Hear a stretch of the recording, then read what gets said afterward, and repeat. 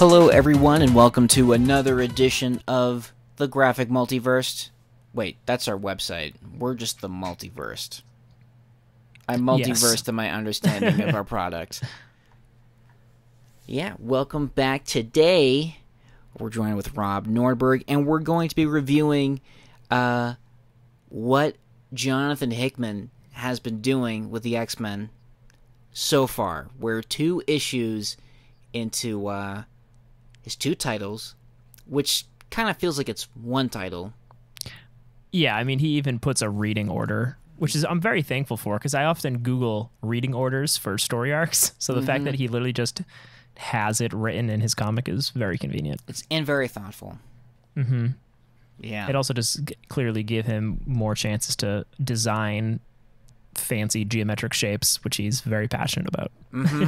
Yeah. It for that reason alone, it feels like it's a continuation of his Marvel stuff. But he kind of does that with everything. I think. Did you ever read his series Red Wing? I have not. I didn't understand it. I read it and I don't know what just happened. And spoiler alert. That's a theme for me when I read Hickman stuff. It takes me a long time to fully digest it. Yeah, and that is exactly how I feel about the X-Men stuff right now. Yeah, I could be right there with you. There's a lot of it that I kind of get what's going on, but the main thing for me is since I've kind of been out of the X-Men game for so long, like I keep trying to get back into it when there's these like kind of relaunches. So I remember when Bendis was on it, I was like, oh, awesome, Bendis is doing X-Men. I got to get in on that. And it was the like young X-Men, so they're not even here anymore. The old X-Men are back, which I thought were dead. And I'm like... Yeah, that's X-Men for you. I feel like if there's not some weird time jumps involved, what are we doing? Seriously, I mean, if you're not dying and coming back, what's the point? I mean, like a phoenix rising from the ashes. Yeah. But yeah, I mean, I am excited that, like, it's the X-Men I know that are back. Or at least... I guess I don't know them that much anymore because everything's so different, but, you know, it's Scott Summers is an adult, Jean Grey is an adult, Professor X has a mask and is walking, so he's a little different, but... Yeah, I just don't know. I like the idea of Krakoa kind of being like this habitat that they're living in, and it's like in a building and not... I think it's a great use of it, whatever it is. For those who don't know, Krakoa first appeared in that giant-size X-Men 1 where it opens up with Cyclops storming in to see Xavier, that the team has been consumed by this island, and this is where Xavier recruits like Storm and Colossus and Wolverine. And so it's basically like a mutant. The island is a mutant, and kind of cool that they're incorporating that. But I think, didn't they do that with Wolverine and the X-Men? That Krakoa was like on the grounds as like security? I can't remember. I don't remember either. I'm not familiar with that part of the X-Men lore, but I'm always excited whenever there is a chance to get some Krakoa action going on. Yeah, and like, so I guess House of X came out first. That came out last week, and this kind of sets up the stage for Krakoa being the new X-Men, like, what's the word I'm thinking of? Homeland? I don't know.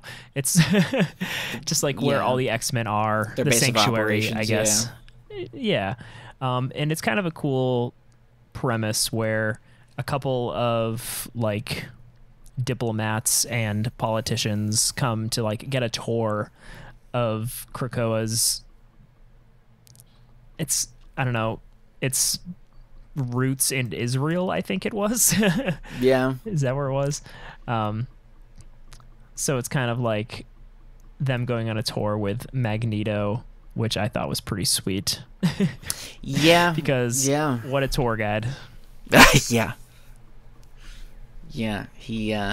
He'll definitely hold your attention. Someone say he's got a magnetic personality. I gotta say, I love the white suit. Oh, yeah. Looking pretty sweet. every time I played Marvel vs. Capcom 3, like depending on what button you press, the costume color changes. I always went white for Magneto. Oh, nice. I don't know why. So I like it. Okay. I support Magneto in any fashion, really. Same here. There's really never been a suit that I wasn't wild about. But I love that he's back. He's got the helmet on. He's like buff. He's got the cape. It's like, this is the Magneto I know and love. Yeah. Not some slick talking guy in a suit talking to people. Yeah, man of action. Mm-hmm. Not man of diplomacy. Also, I love that Jean Grey is in her original costume. Just going off with the costumes. They got, I guess, a big fan of almost all the costumes. Mm-hmm. Yeah, it's almost like it kind of feels like he's taking the things he liked the best from all of like the previous X-Men stuff, and then just ran with it. It's like his greatest hits mix. Mm-hmm. Yeah, it definitely feels like just a blender, and kind of with Krakoa, or like the whole thing that's happening, it seems like they're setting up kind of like, it seems like he can just kind of do whatever he wants.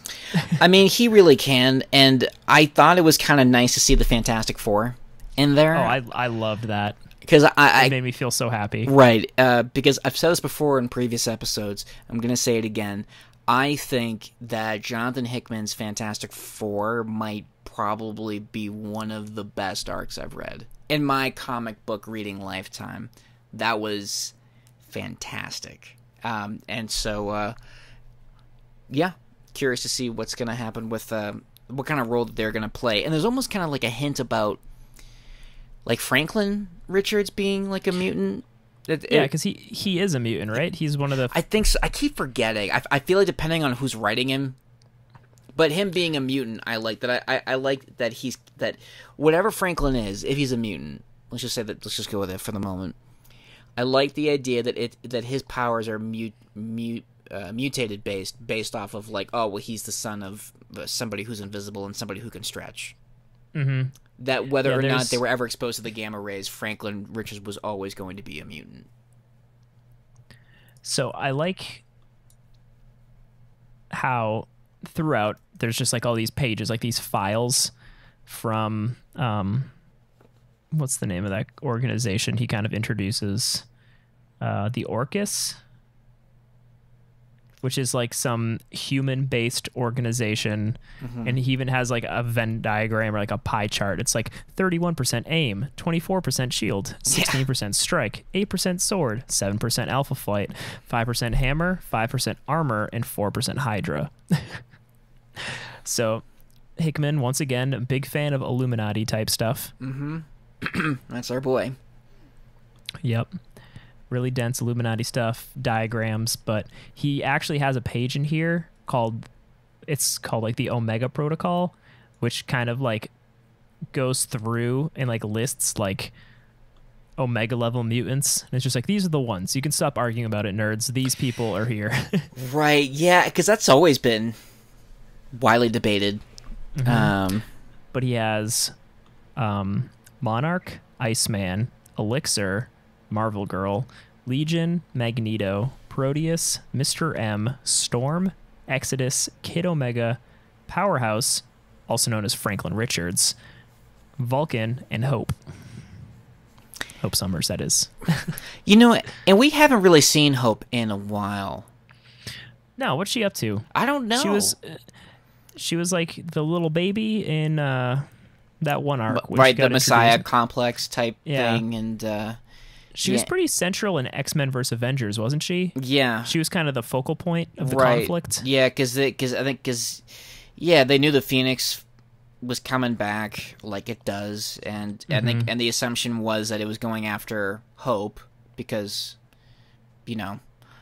she's the redhead in the group, so it's got to be her. Exactly. And then, then there was like the Phoenix 5. Is that what they were called? Yeah. Which I love. I'm like, can that be like a Korean boy band? Phoenix 5.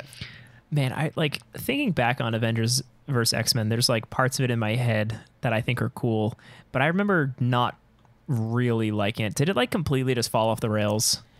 Well, or was it?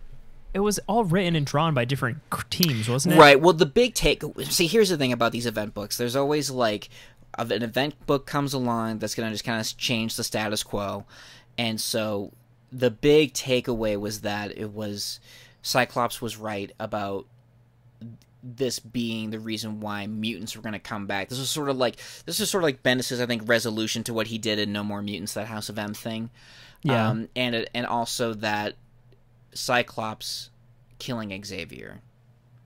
And then there was a whole, like, Cyclops kind of being arrested and going underground, and then he's, Bendis took over, and then it was 2 X books where it was sort of like Cyclops' team, and then there was, like, what everyone else was doing.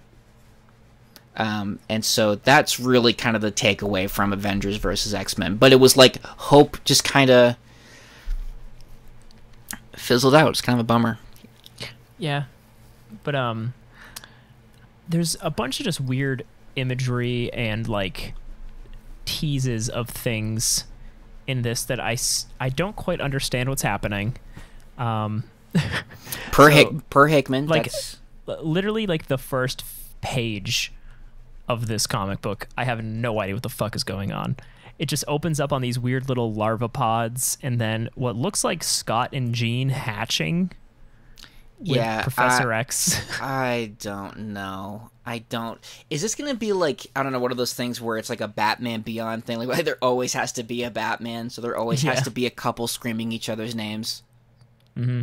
And I gotta say, that first, like, page of Charles standing over them with his mask, he looks exactly like the Maker.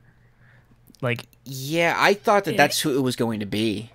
Mm-hmm. I was like, man, Hickman is really likes his creations, I guess. Oh yeah.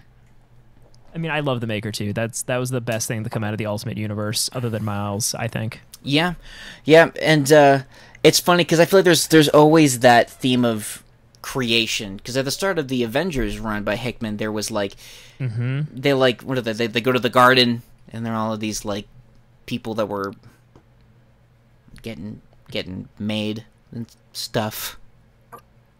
It's all trippy. Yeah, he's big into that, especially there's all like, it's very organic, and there's those 2 people he introduced in Avengers with like the golden guy with the horns or whatever, and they're trying to like plant stuff. Yeah, man, I should try to reread some of that. It's funny because when I like think back to like the Hickman stuff recently that I loved, it was all the incursions and like all the stuff leading up to Secret Wars, which I really loved. Mm-hmm. Yeah, Secret Wars. Yeah, his Avengers stuff, I remember liking it. It was like super bleak and interesting, but that whole arc with the like the garden and Omega, it's not Omega, I forget, but let's see, golden dude horns. Go Google. Gonna get like Goldar from Power Rangers. Yeah. Images for golden dude horns, Marvel. I think I just googled images of a golden doodle. Visually though, Krakoa is real cool. I love how it's just like a really weird, overgrown, futuristic rainforest swamp thing. Ex Nihilo. Ah, that's the one. So, sorry. I finally got the answer and I want to share it before I forgot. But yeah, I agree. I like how... I like how it's kind of like it's natural and yet like super modern, like maybe even like postmodern. Like there's just like there's like this beautiful like kind of like foresty swamp area, but there are these like flat pieces of metal that you can walk on over them. It's a really cool concept. It clearly opens up a whole slew of nonsense for Hickman to write about, but like how they can essentially transport anywhere using these portals, and only mutants are allowed through unless like a human can go if it's accompanied by a mutant, which is a convenient tool. Yeah. But then there's the whole bit with the Forge where you see like a ship flying up to the sun, and there's a space station with like a team of people, and it's like this lush garden, and then is it like a celestial head, a head of Galactus, a sentinel? I don't even know what I'm looking at. Yeah, I was like, I don't know any of these characters. I don't know what's going on. Yeah. But it's cool. I assume there's like a scientist with like a pencil eraser helmet, so I assume it was like AIM or someone from that that group that has AIM people in it. Yeah, it's a total AIM helmet. And AIM kind of played a role in Hickman's Avengers too, I think. I don't know. Like I said, Hickman's great. It's a little confusing at times. But I think it's one of those things where this might read better when it's all said and done. Yeah, with his stuff especially, I always read it and I'm like, there's so much going on. It's so dense, and I'm super into it still. Like, there's enough of these threads where I'm just like, I need to know what's going on. And then he usually, by the end, you're like, oh, I get it. If you stick with it. Yeah, and it's dense. I mean, like at certain points you get like just these breaks of explanations, like, oh, here's this map of Krakoa, and with like a little key to tell you what's what, and and just kind of explaining this like language that they wrote and what means what. I mean, I like the design of it, but like but like when I would come to it, like, oh man, I don't want to read all of this. I just want to like, it breaks down like these different symbols for like human drugs and like gateways and. Mm-hmm. 4 humans, 4 mutants. I love the idea that they found, or basically using Krakoa, have like a super drug for humans that like is just like cures everything, and there's like, yeah, you can have it, but you need to leave us the fuck alone. Yeah. And also that shot of Wolverine playing with kids in a field. I know, it's great.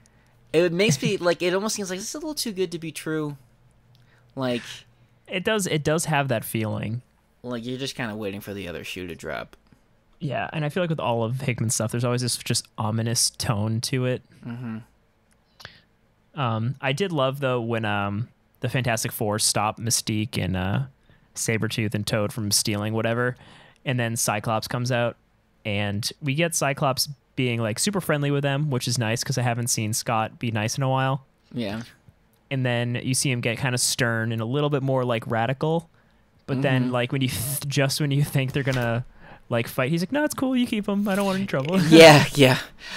I'm also really digging this suit. Like, I like that it's kind of a combination of his suit post Avengers versus X-Men, but instead of the giant red X, he's got the kind of classic visor, and instead of the red piping, he's kind of got the blue. It's a cool look. I like it.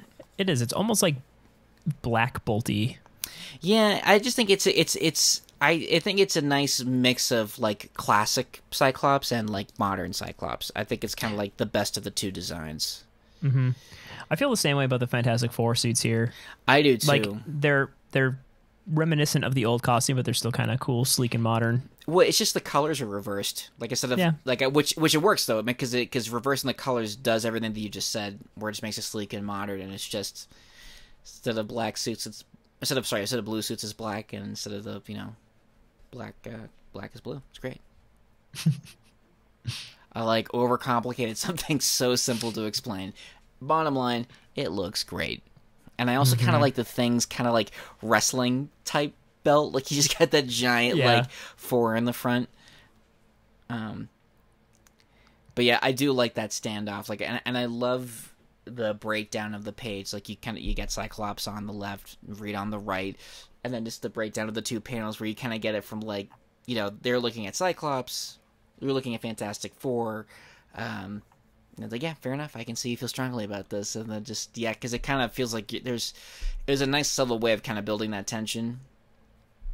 Yeah, and definitely showing that Cyclops has changed for people like me who have not seen him since he was friggin' throwing out the X's and being like, mutants, yeah. Yeah. I love the art of the hands up. Like, I know you keep them. Yeah, super. And he's like leaning back. He's like, whoa. Yeah, it's like, whatever, man. All good. Mm-hmm. But I do like how it ends with Magneto. Like, again, I love how they're just like, no, Magneto, you take the people. You're cool. Yeah. You bring up for a spin. And then in the end, he's just like, yeah, this isn't a negotiation. And then he just goes through like how they set it up in Jerusalem, and it goes over religion, and then he's just like, well, you got new gods now. Oh, once again, Magneto just being like, yeah, again, mutants are the best. Right. And that's such a great way to like what a good like end cap for that. Yep. Yeah, and then it gives you that nice little reading order, and I gotta say, I'm loving all of like the variant covers that have come out. The Mark Brooks stuff I love because it's I just love Mark Brooks's artwork to begin with, but I just again, it feels like it's like a mixtape because you got your 90s Jubilee and like Cyclops in there. You got Weapon X, Logan, then on the other in the front you got Xavier and Moira, which that comes up in the second issue. Yep. But yeah, it's really interesting. Like I said, it's interesting in the sense that I really don't know what's happening. But yeah, it's such a wildly original and different story from anything X-Men I've ever read. Yeah, and there's definitely like a big emphasis on just like the plants, like how they're just like planting everything. Just like it's like everybody around the world is just planting. It's very, very green. So yeah, and I don't know. My issue came with a bunch of issues. I love that it included the script. So that was pretty cool. And then it's like, and then you can read the comic without the dialogue balloons. Just in case you ever wanted to know what that looked like. Can you imagine trying to understand a Hickman comic without word balloons? Good. I mean, it'd be interesting because I feel like you really could just kind of like tell your own story. It'd be kind of cool to see what other people take away from it.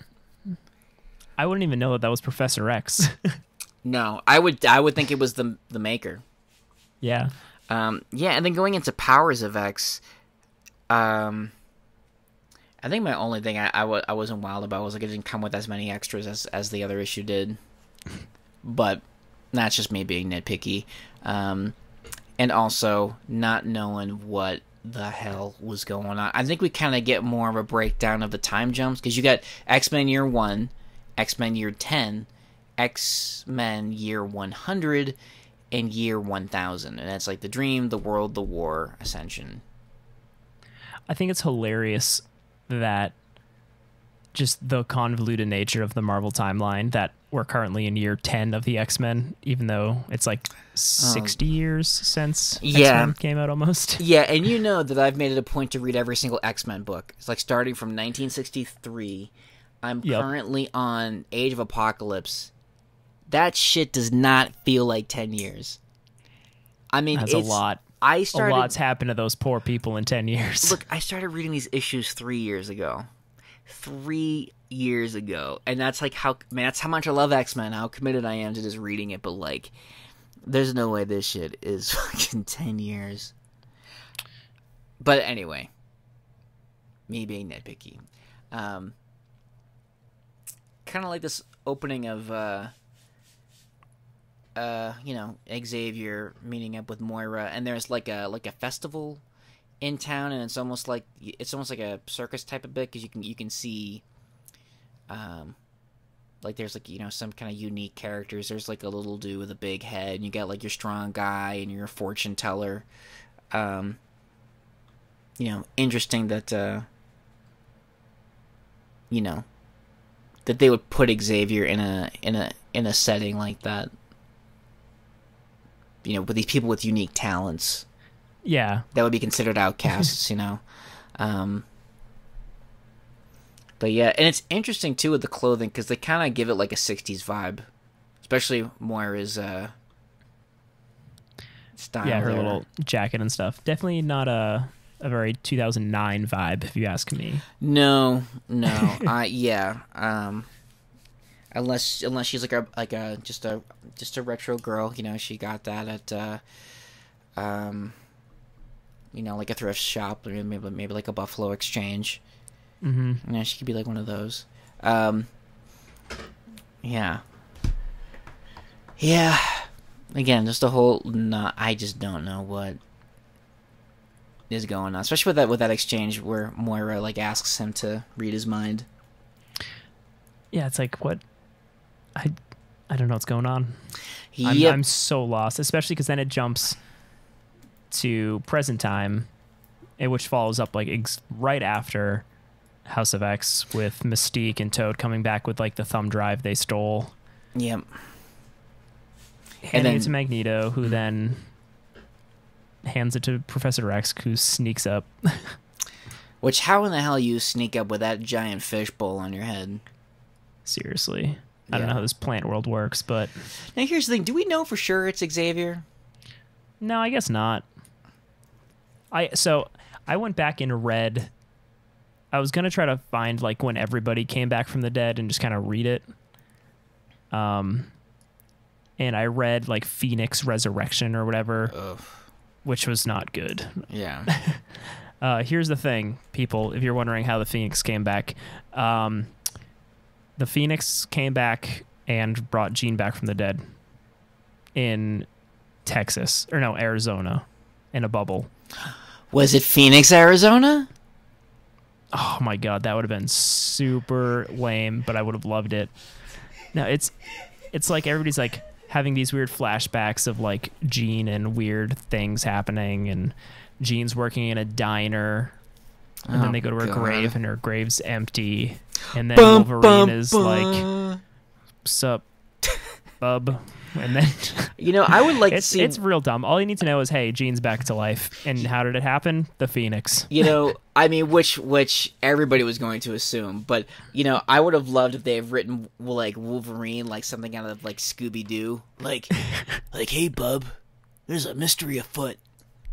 Let's go. Yeah. Scooby Snacks. Follow me. Yeah. But yeah, so that came out in 2017. Jean's been alive for 2 years. I didn't even notice, bro. Dude, I'm so lost.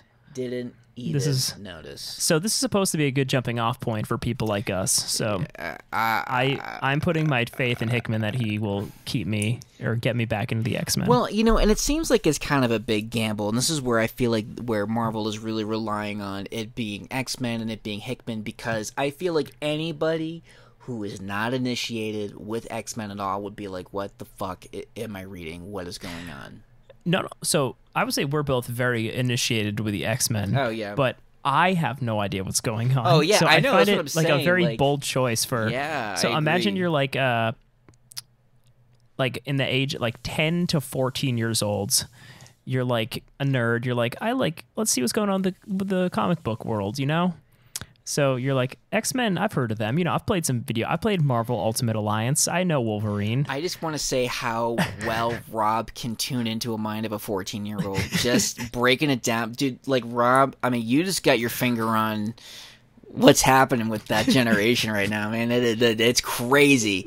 You're like, that's your mutant power, man. You're like Zeitgeist. That would be your... Yeah. That's your that kid, X-Men he, name. Like, backwards hat, jumps off his Razor scooter down at the local shop. It's like, we're being attacked by Sentinels. What do we do? Optic blast, control the weather. I know what 14-year-olds are into. I could just hear Angela laughing from 7 rooms away. Yep. But no, but anyway, sorry. Back. I didn't mean to disturb your. No, I was just saying, flexing. like, I would be like, what the fuck is going on? Like this, I have no idea what's going on. Why does Professor X have a helmet? That doesn't look anything like. The dude from the movies. Yeah, I'd be like, yeah, is that James McAvoy? This is weird, man. I'm gonna go watch porn. That's my interpretation of being 14 years old. Yeah, but also right after the scene, it jumps to year 100, which is the future, which is another bleak X-Men future. Who knows? There's never a positive X-Men future. Yeah, we did it, guys. World peace. Everybody's happy. Yeah. We're shaking hands with humans. It's great.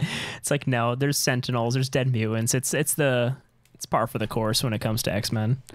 But yeah, so it jumps to year 100, and you see what look like weird future skinny Sentinels kind of capturing mutants, and then you get to see I like how the Sentinel design in 100 years they still have the traditional like big purple Sentinel, but now it's got a six-pack. You know, I actually really like that Sentinel design too. I remember seeing it and being like, yo, if I were to make a movie, I would want it to look like that. Yeah. I think looks. Design's cool. I think it's funny how they like put a six-pack on it because it's a robot.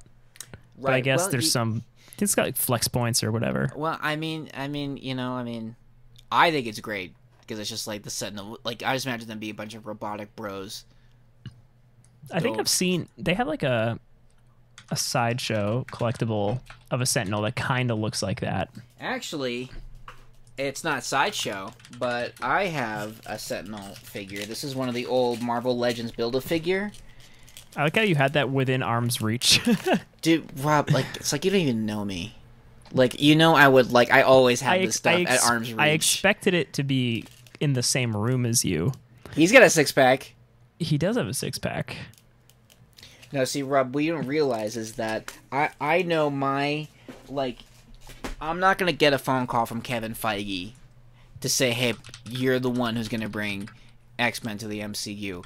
That's why I amass all these figures so I can do my own stop-motion movie. I guess it's a good plan. Then that way, I'll propose on YouTube, get his attention, and probably get a restraining order. Have they done Sentinels in an X-Men movie yet? Days of Future Past. Man, I haven't seen that movie in a long time. It was towards the end, because it was all about, because it was in the future where you had those super-duper Sentinels that were modeled after Mystique. Oh, okay. Yeah. I remember now. Yeah. When they're... That amazing opening scene where they're doing all their sick X-Men stuff together. Yeah, and also there is a brief shot of an a Sentinel head in the beginning of X3 when Wolverine's a teacher. You know, like where they do the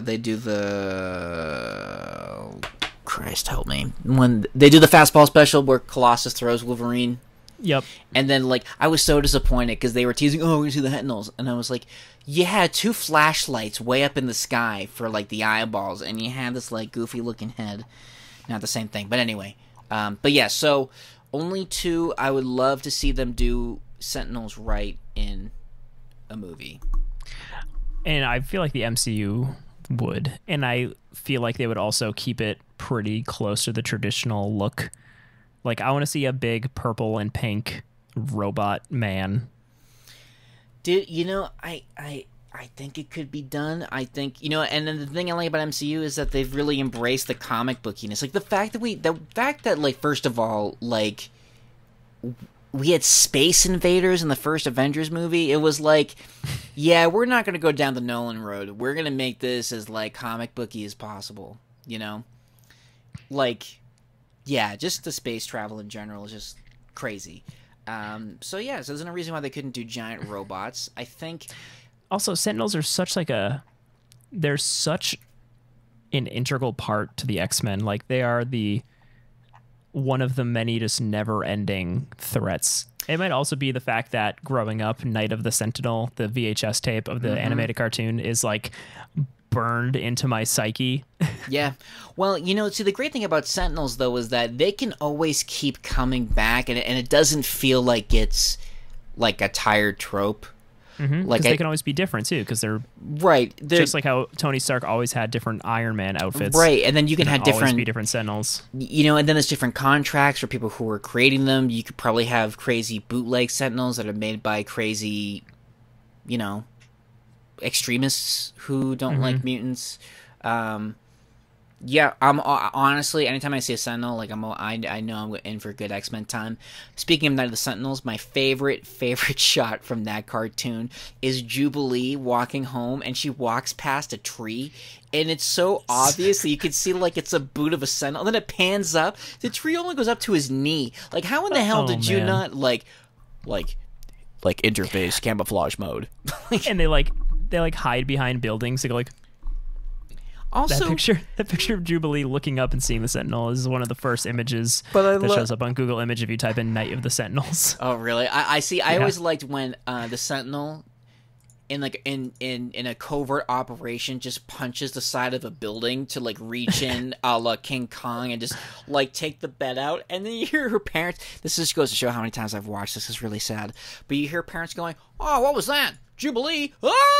Like, this thing just put a hole in the side of your house, and you're like, "Oh, what was that? Was that the garbage disposal?" Good stuff. Oh, I need to rewatch that episode. It is like so burned into my brain. Just like Gambit, like flirting with the girl selling trading cards, or not even trading cards, selling playing cards.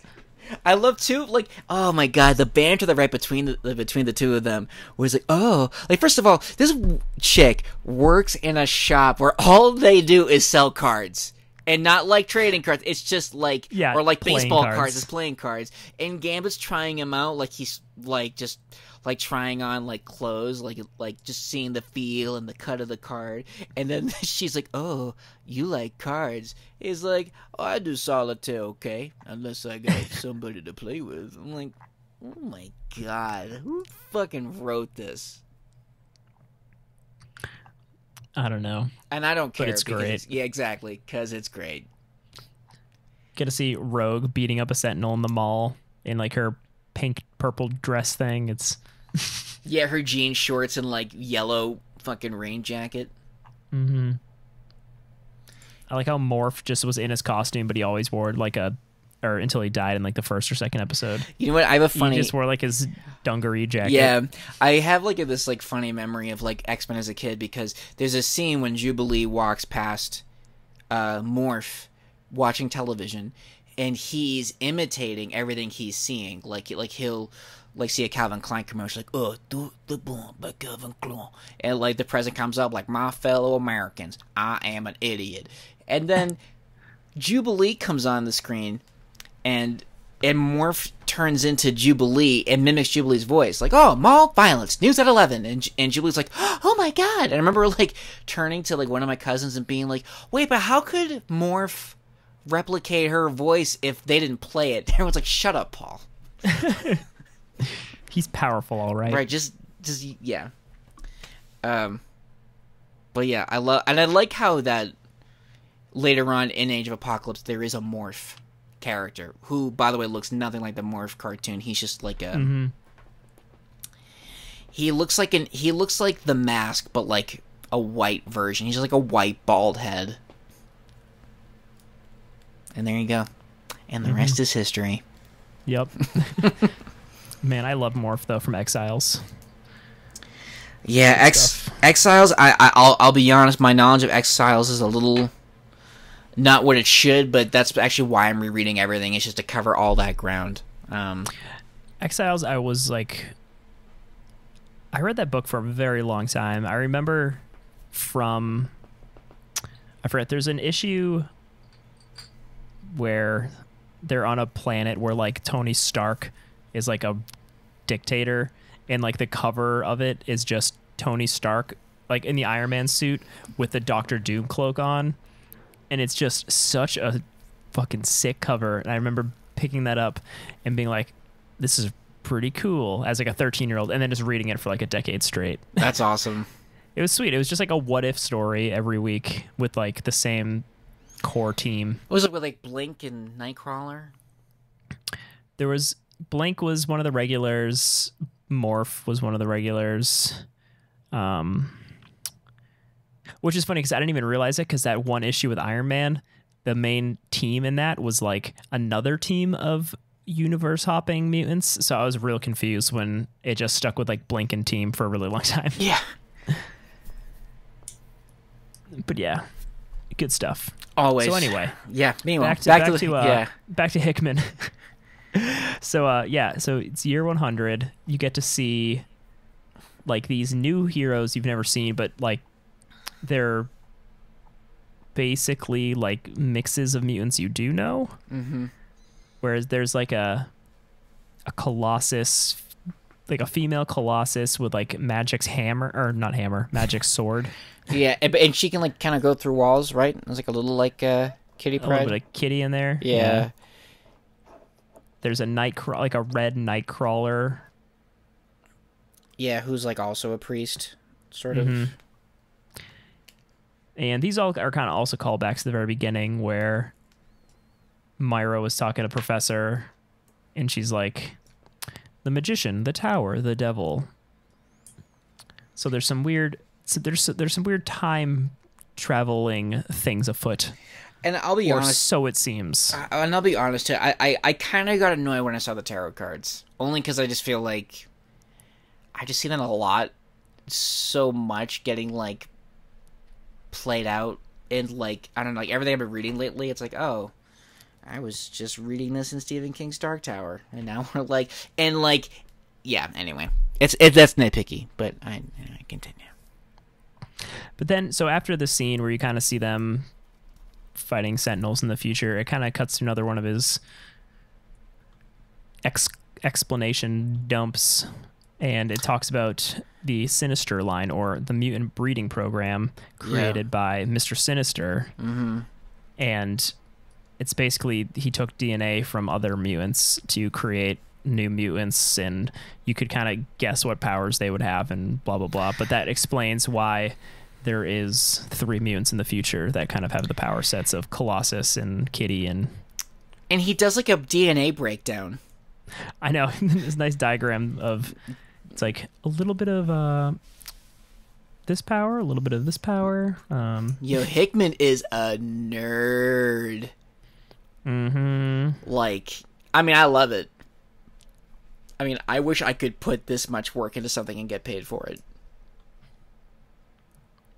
Yeah, but then it like breaks down the Chimera or whatever, which is this. It's, I guess it says the second or third generations of the mutants were referred to as chimeras, and they had 2 separate X genes. And what am I reading here? It's so dense. Hickman is so dense. Very dense. You want to go to college first. Okay, so never mind. It's the 4th generation of these mutants, where the entire batch of these Omega-based Chimera mutants was produced with a corrupted hive mind that was only discovered to be defective after they had destroyed 40% of the remaining mutant population and caused the fall of Krakoa itself. They eventually committed mass suicide, collapsing Mars, the Sinister Pits, and themselves into a self-singularity. So what? Jesus Christ. I don't know. So apparently we're going to be going to Mars at some point in this story arc. Krakoa is not long for this world. What else is going on here? There's a singularity of mutants. It's a whole thing. It's your basic run-of-the-mill X-Men story. Yeah. It's X-Men as Stan intended. Yeah. I love that they brought Nimrod into this. Mm-hmm. And for those who don't know, Nimrod is he is a mutant. No, sorry, excuse me. He's like a mutant hunting sentinel that was made by other sentinels in a future, or like an alternate future where sentinels like rule, and it's kind of like the timeline where Rachel Summers comes from. Mm-hmm. Yeah, and I actually kind of like how they really didn't stray too much from the Nimrod design. Like, if you just Google image Nimrod Marvel, like, it's almost the same. It's like this weird triangle thing for a head. Although I kind of like that it looks more like a pharaoh, like a, I don't know what they call that, the pharaoh hat. Yeah, the headpiece thing. Right. But otherwise, is just as goofy and weird looking. So, like I said, it feels like it's a mixtape, just bringing back all the different stuff that Hickman loved. And Nimrod is like totally like, I think he debuted in the comics in like the 80s, I want to say. But yeah, there's something that I kind of like though about Nimrod when they bring forth one of the mutants, and he's just like, "Oh, I'm so sorry what we did to you." You know, in the name of expediency and annihilation. You know, like I love that. And then like, oh, by the way, we're gonna put you in this fucking vat and melt you. Yeah, I wish I knew what was going on, but I'm excited to find out, hopefully. Yeah. You know what I think is interesting, too? That we get, like, another Magneto. He's, like, green Magneto. Yeah, kind of like how Polaris is green. Yeah. It's pretty cool, though. So, it jumps to the future. So, this is 100 years, so it's year 100, so it's 90 years, I guess, in the future. Mm-hmm. So this is probably just Wolverine. Like, he's probably just alive. Right. Old Man Logan. But not that Old Man Logan. Yeah, he's still rocking the spandex. He looks like he's a little more fit. I actually really like how that Wolverine is drawn. Like, I just like how he's muscular and so damn short. Mm-hmm. I love it. And is that Groot? Or is that, like, Krakoa? I don't know what it is. It looks cool, though. I don't know if it's like a sentient version of Krakoa, or it does look a lot like Groot, but then there's like Zorn in the background. Yeah. Which is funny because in my head still Zorn is just Magneto wearing a mask. Yeah, that was a weird retcon. Because I remember that was like such a cool friggin' reveal when it happened. Yeah. When you're like, oh my god, it's Magneto, and then he just fucks everybody up. Yeah. Man, I need to read all new X-Men again. Yeah, Grant Morrison. You know, I wish Frank quietly stuck with drawing that series, because at a certain point, the art becomes garbage, and it was like really hard to read. Mm-hmm. And Quietly is such a master. Oh, I remember the first time I read it, I was like, Quietly's art was so different than like the art I liked. Because, I mean, I grew up reading 90s X-Men and stuff, so, you know, Jim Lee or like Joe Madureira or that like style of art was what I liked. So seeing this weird, almost like not realistic, but you know, it was exaggerated in different ways. Yeah. And it's super detailed and weird, but going back, I'm like, oh man, Quietly's so good. Oh yeah. Yeah. And talk about great Sentinel design too. You know, like I love how Cyclops had like contacts. Mm-hmm. That was pretty great. Yeah. But yeah, I'm very interested in like what this future team is now, because it's a green Magneto, so I'm wondering if it's like one of those mixture mutants they were talking about, where it's like Magneto mixed with someone else. But then again, it's like, is Magneto just super fucking old? Yeah, I don't know. You know what I wondered too, like when you look at the reading order, why are certain release dates highlighted? You notice that? And yeah, like one of them's red. It's yeah. Like, like, is that going to be like a big issue? Maybe. Yeah, it's funny to think how like we like, oh, there's an issue coming out every week, and I'm like, man, this shit's going until October. Bananas. But yeah, it ends with Wolverine, or it doesn't end, but that scene ends with Wolverine be like, all right, follow me. The old man's waiting. So it's like, is Professor X still alive? Is it Magneto? Who knows? Yeah, I don't know, and that's something I kind of like about this, is that it's really kind of hard to guess where it's going. Mm-hmm. It does show, like, also if you keep scrolling down in one of his infographics, you can see like in this future there's believed to be like less than 10,000 mutants, and the only like 9,992 of them are with the Shi'ar.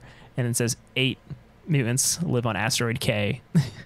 I'm gonna have to really sit down and just reread everything again, because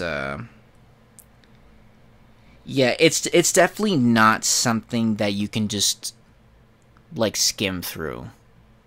Like, you really got to like pay attention to this. Mm-hmm. Especially because it then goes to X-Men year 1000. And it shows somebody sitting in Nimrod's library, and that character that he put into the ooze is like still in the ooze. Yikes. And there's this blue character like using what looks like a Cerebro, but I guess they call him the librarian.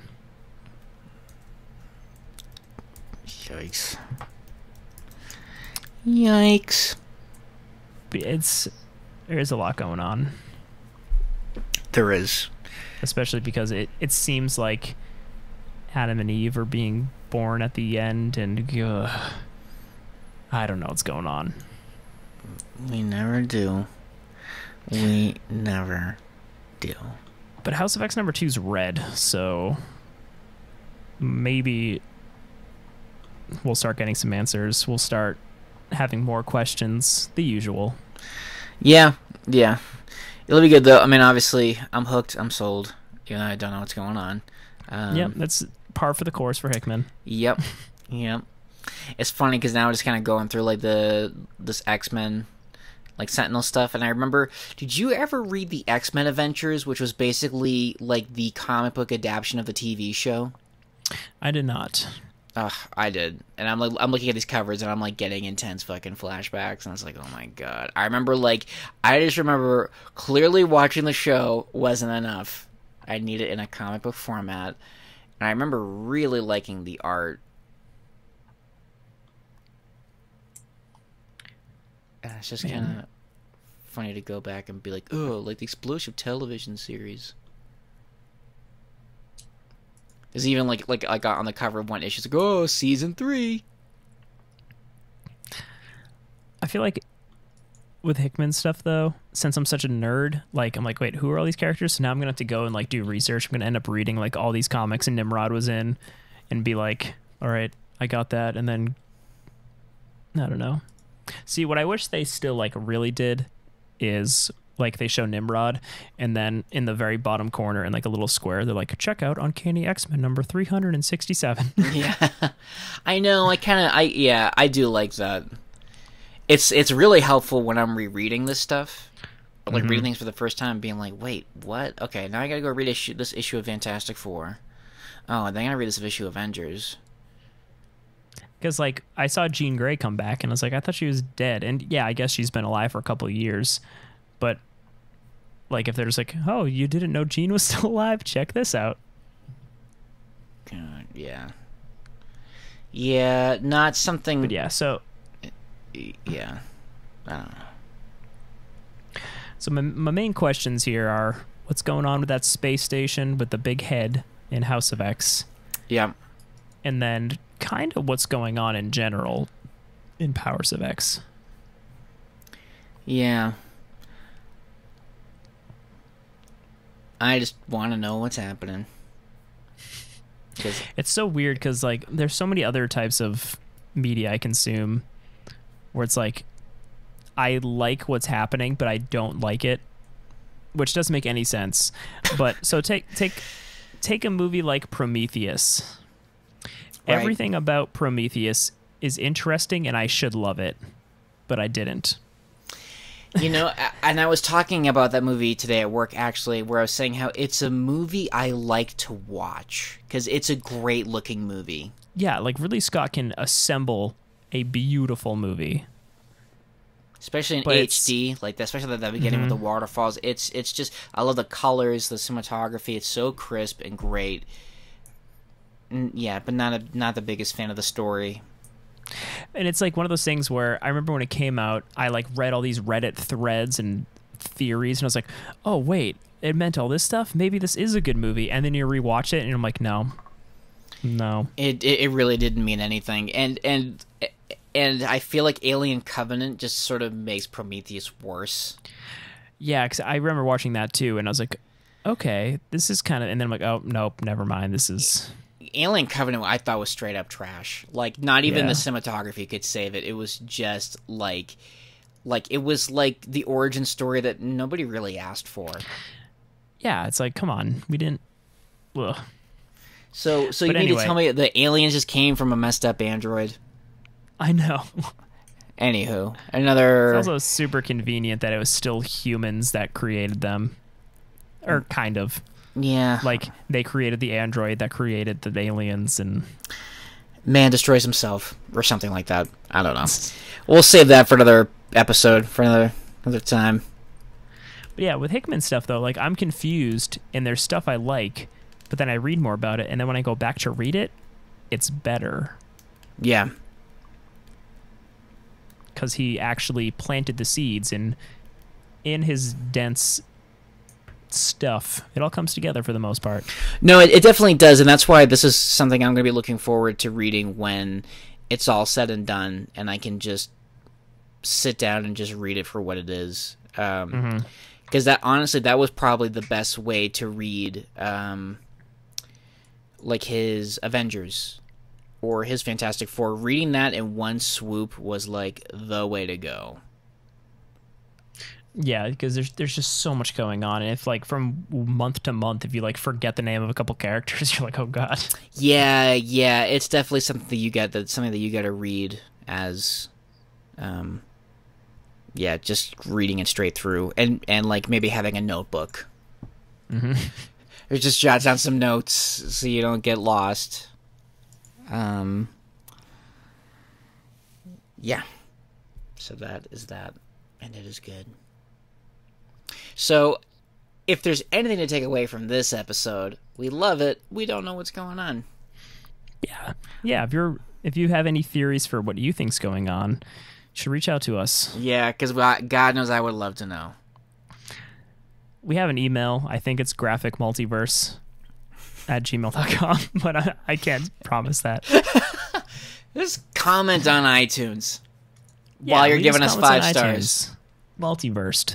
Any podcast site of your choice.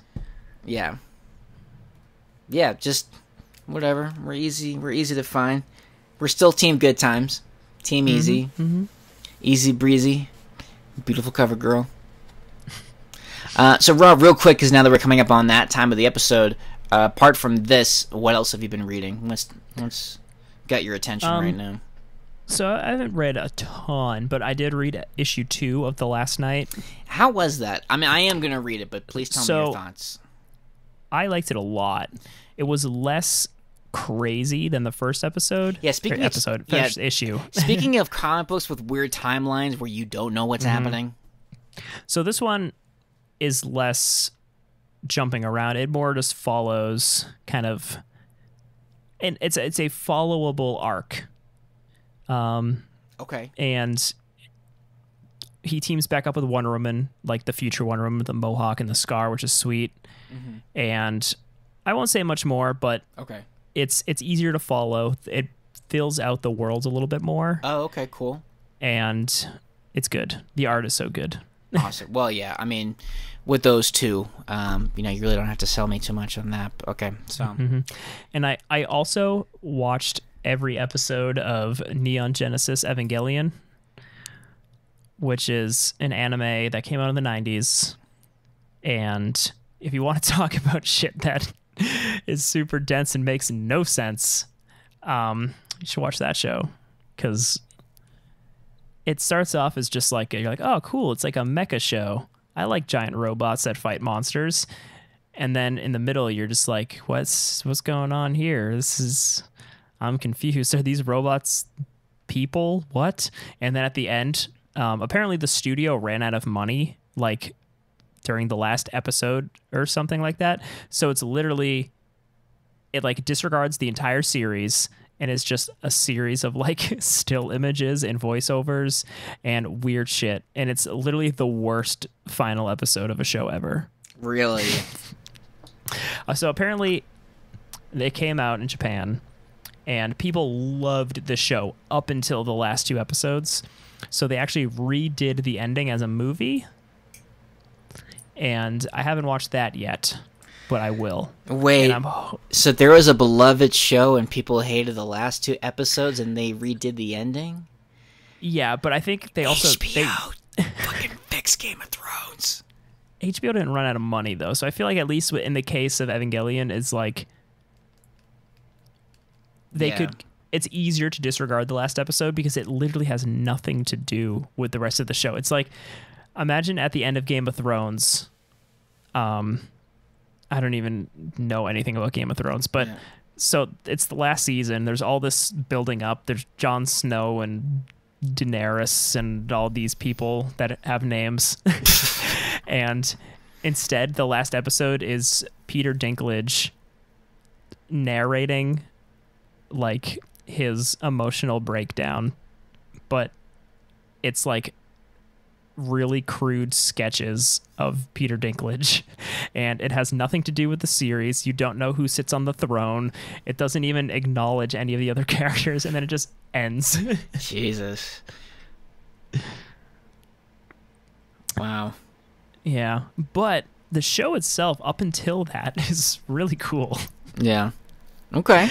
Yeah, it's got some really good art. Like the designs of the creatures and the robots are really cool, and there's a lot of weird shit going on, but it's cool. It's a good show, and I'm hoping that the redone movie ending kind of fixes my souredness on it. Okay. I hope so too. Yeah, that's what I've been up to. Cool. Well, in case you missed it on this episode, I'm just still reading a bunch of X-Men, reading Age of Apocalypse. I love Age of Apocalypse. I do too. I really enjoyed it. It's fucking weird, but I really liked it. And you know, and I didn't know that Legion Quest kind of sets up Age of Apocalypse, and so it was cool to read. It was cool to read, and I kind of liked seeing Magneto lead a version of the X-Men, and yeah, I kind of would love to see an animated movie done of that. It'd be so cool. Yeah. But that's one of the reasons I always used to love it too, because I love Magneto so much. It was cool seeing him as like the hero. Right, and he was like this tortured hero because he lost his friend, and he was trying to honor his memory, and that's why he was putting X-Men into action. Yeah, it's all great. And Marvel Legends announced that the next X-Men line that they're doing is going to be Age of Apocalypse. One of the characters is going to be Morph. And of course they're doing one-handed Wolverine. I don't know what the other figures they're going to do, but I'm excited for that because that'll be really cool. Super long hair Cyclops? I hope so, because you know I would buy that. They are making a X-Man figure. I don't know if you remember X-Man. He was like the alternate version of Cable. Yep, without the disease. Right. So, yeah, and I would totally be down for a long-haired Magneto. You know, maybe get the, Sabretooth with Wild Child. Also, I don't think they ever explained what was happening with Wild Child. Like, who is he? Where did he come from? The fuck is happening? Let me Google Wild Child real quick, because I forget. Oh, yeah, it's just that weird fucking skinny feral Sabretooth. Yeah, that he, like, kept on a leash. Yeah, it's kind of weird. Man, Age of Apocalypse is so good. Looking at these covers now, it's bringing me back. Oh, yeah. Like I said, good stuff. It's just very, very weird. But good, though. I mean, I liked it. I mean... Yeah, you just got to go in being like, this is the 1990s. Yeah, and honestly, I didn't think it was as bad. I don't think 90s X-Men is as bad as people say it is. Me either. There's some really good stuff in there. There's some super corny, lame stuff, but... Oh, yeah. There's, like, some really cool art, really cool characters. You know, I always think it's amazing when you see something set in the 90s. Or, sorry, something written in the 90s that's set in the future, and it's like, wow, cheesy 90s catchphrases are in the future. Mm-hmm. Like, I'll come in quietly. Not. It's like, oh my god. It's like, man, so edgy. I know. So yeah, wasn't it the 90s like all about attitude? Mm-hmm. Another thing though, like I loved with the Rick Remender X-Force in like stuff, how they go back to the Age of Apocalypse, and they like touch on that era again, which is real cool. Yeah. No, it was yeah, it's fun. I'm really enjoying it.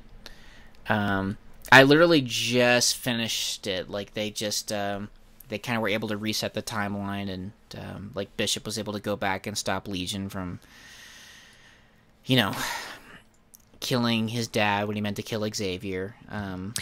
That's not Age of Apocalypse didn't lead into Heroes Reborn. Onslaught did, right? Yes, which is like it's so funny because I'm looking ahead to see the covers, and it's like, oh, like Road to Onslaught. I'm like, Jesus Christ, really? I just finished this thing. Now we're dumping into, but they've been teasing Onslaught for a while though. There's like a lot of hints about like even when Bishop comes in, like he finds like a recording of Jean Grey saying how like, oh, there's like a traitor among us, blah blah blah. So, you know, and Xavier having these dreams where he's talking to Magneto, and that's like early signs of Onslaughtism. Mm-hmm. Where you dream about talking to your nemesis / best friend. So that's definitely the time to take the opportunity to say, if you know someone who is, you know, going through this, be aware of the early warning signs of Onslaughtism. Yeah, because we don't want the world reset to a mediocre reboot. We all look like drawings of Rob Liefeld. Or by Rob Liefeld. I reread that first issue of Captain America around the 4th of July. What a great way to celebrate the founding of our country and gaining our freedom. It wasn't that bad. The art of the story. The story. The art's terrible. Yeah.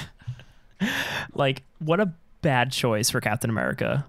Like, let's get a guy who draws everybody's face like they're taking a shit and they're just like... and they don't have super feet. Dehydrated. Exactly. Like... Ugh, God. What a bad fit for Captain America. What a bad fit for anybody. I don't know. His people with masks seem to be fine. So anything drawn with as little detail as possible. Oh, that looks great. Yeah, or I guess like Cable, because he's like an older guy. He's got wrinkles. Yeah. All the extra lines kind of make sense. Yeah, I don't know. I think that's a good point, because I do like his Cable, but that could be solely my nostalgia. Yeah, and like, there's some okay Rob Liefeld stuff out there.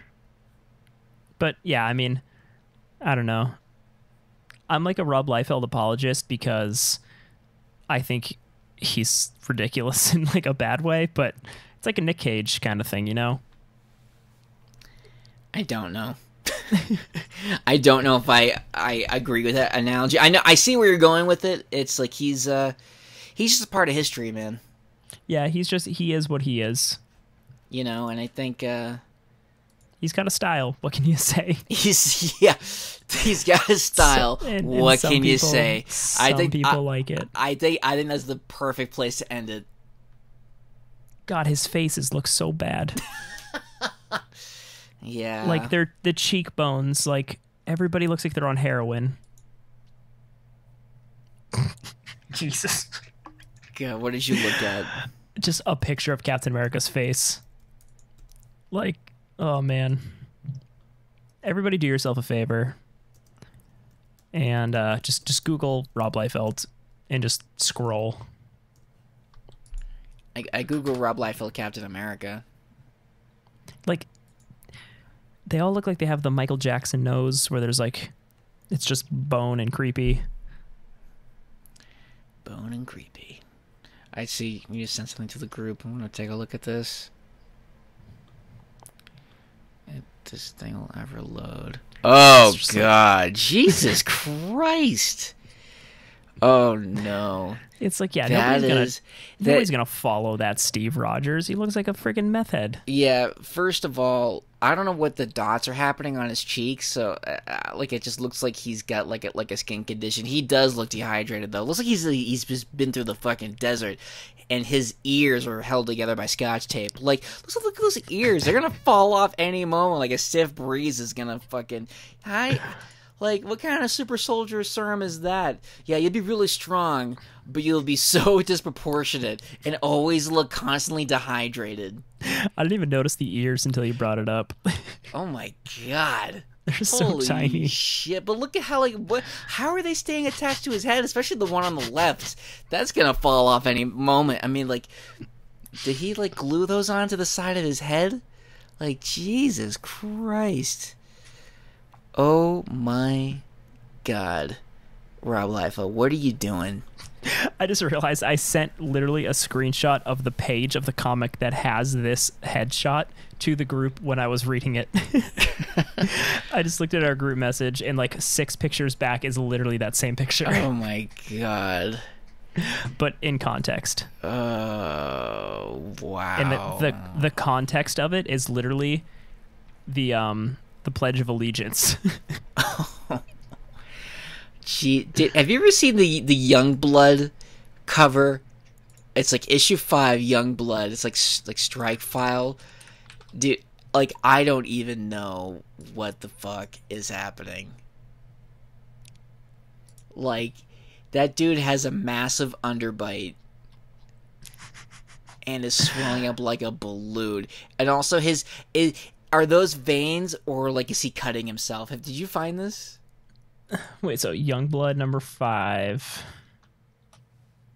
Yeah. Apparently there's like a boy band group called that. That's all I'm getting. No. Good God. Okay, nope, I found it. Yeah, I have no idea what's going on. Like, Jesus Christ. There's apparently like a Rob Liefeld omnibus coming out. Guess who's not buying it? I might want to. Okay. Well. If it was free. If it was free. You know, the sad thing is, I don't even know if I would want it if it was free. It would be like a cool coffee table book, just to flip through and just shake your head the whole time. I think it'd be a good doorstop. Or like a paperweight. Okay, no, the best... I feel like once a year we have like this long Rob Liefeld rant, but the cover for Bad Rock 18... This is peak Liefeld. There's a woman whose ass goes to like under her neck, and literally her ass crack goes up like. Oh my god! Proportions don't make sense. Jesus the dude's legs are real big, but he's got a jaw. Well, but like where? Okay, so where? Like, is she standing on a box? Like, cause it doesn't make sense. Like, because his legs, you only see like the thigh. He's on his knees. Oh god, somebody was on something when they were like, "Yeah, this is Bad Rock." He's like the Thing, and his bottom jaw looks like a bowl. It's funny because I've like read or listened to interviews with Greg Capullo, like talking shit about Todd McFarlane, being like, "Yeah, man, that's not how a muscle looks." And like Todd McFarlane stuff at least looks like the characters are humans. Yeah. Oh god. What is happening to that poor woman's back? It's funny if like you just took a line from between her shoulders and went straight down to the butt, it would look like a normal back is supposed to look.